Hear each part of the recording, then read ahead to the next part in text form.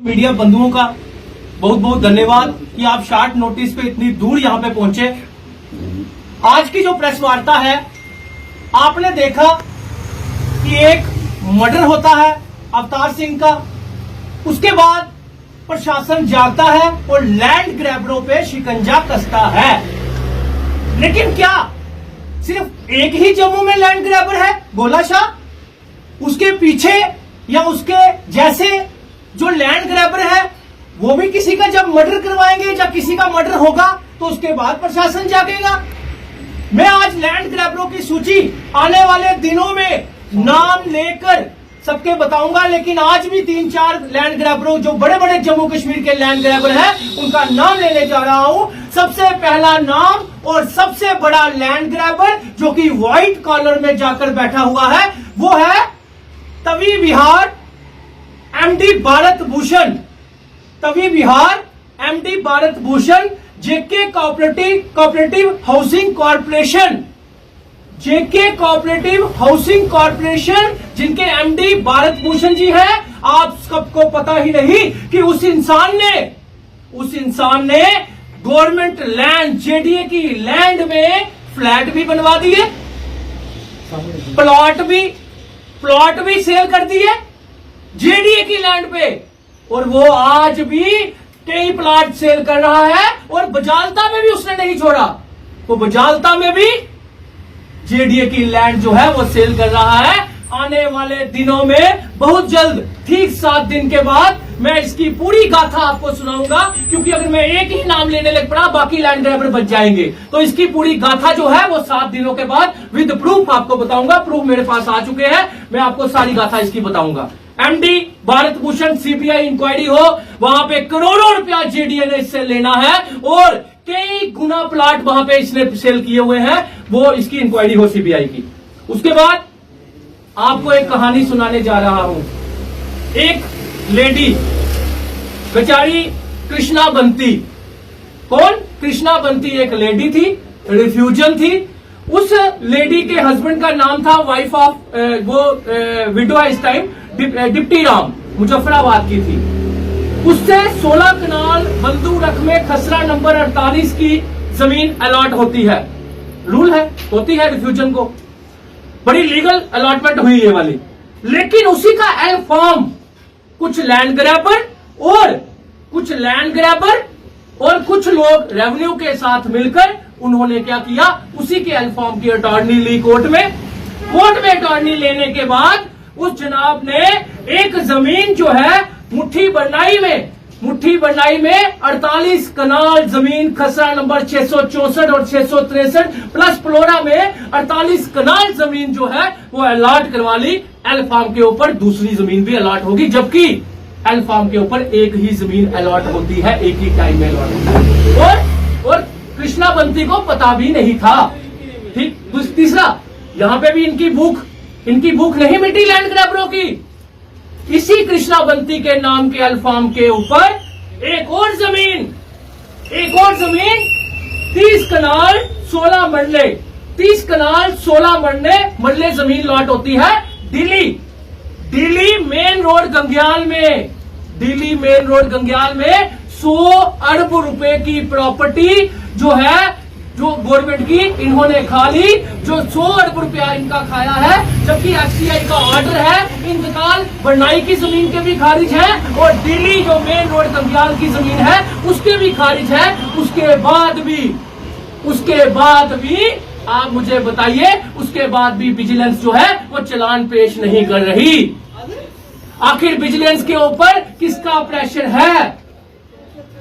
शक्ति पाठक जी, बड़ी उम्मीद है मुझे, क्योंकि शक्ति पाठक जी जैसा ईमानदार और ऑनेस्ट ऑफिसर मैंने नहीं देखा। आपकी प्रेस कॉन्फ्रेंस के बाद 1-2 दिन के अंदर मैं उनसे खुद मिलूंगा और पूरा चिट्ठा बताऊंगा, क्योंकि इसमें कौन से खसरा नंबर के इंतकाल खारिज हुए हैं आप भी सुन लीजिए।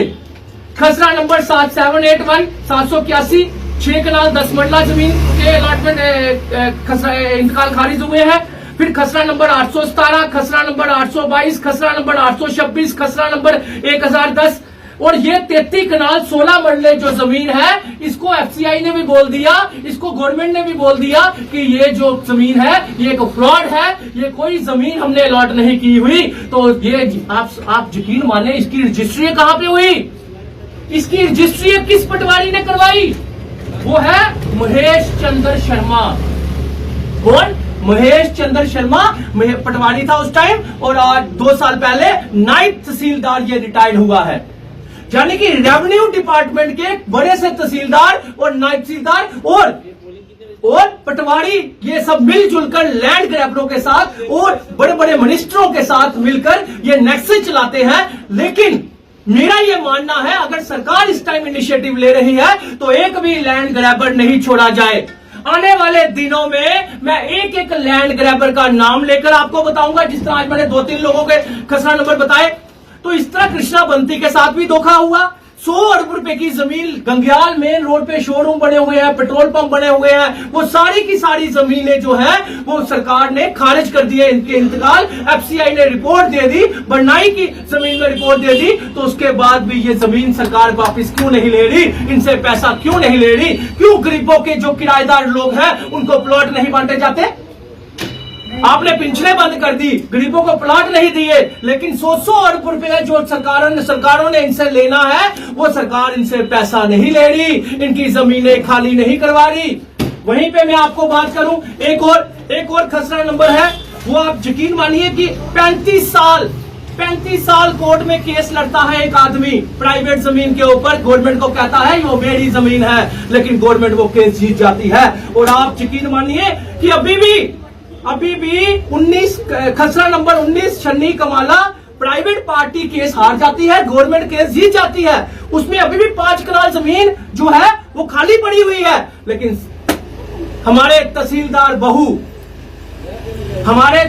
बहू और हमारे एंटी करप्शन ब्यूरो के जो इन्वेस्टिगेटेड ऑफिसर है, उन्होंने 2021 में एप्लीकेशन दे दी थी कि हमें ये जमीन की डिमार्केशन दी जाए, ताकि 5 कनाल जो जमीन बची है कम से कम वो तो सरकार को मिल जाए। लेकिन नहीं, तहसीलदार बहू और ये बहू का जितना भी रेवेन्यू डिपार्टमेंट है, ये जनाब उसको आज तक डिमार्केशन नहीं दे रहे। और मैं बहू रेवेन्यू डिपार्टमेंट को चेतावनी देना चाहता हूं, अगर एमडी भारत भूषण की किसी ने भी अंदर से हेल्प की, अगर तभी बिहार के अंदर कोई भी अगर इलीगल किसी तरह की डिमार्केशन हुई, तो ये यकीन मानिए मैं फोटो दिखाकर उस इंसान को एक्सपोज करूंगा।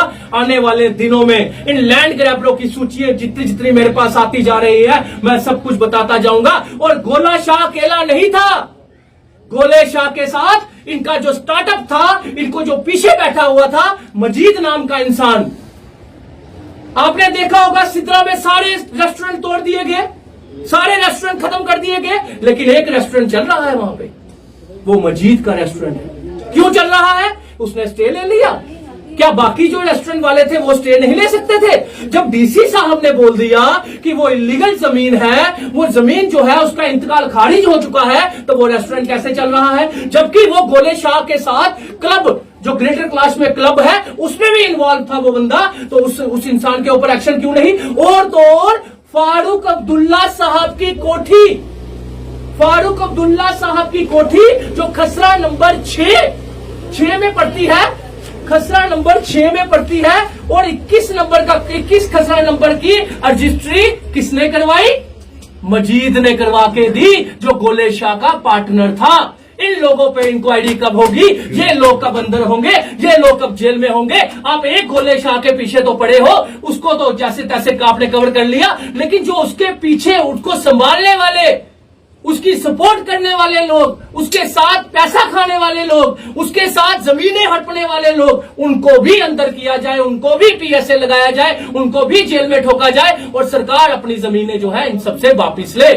धन्यवाद।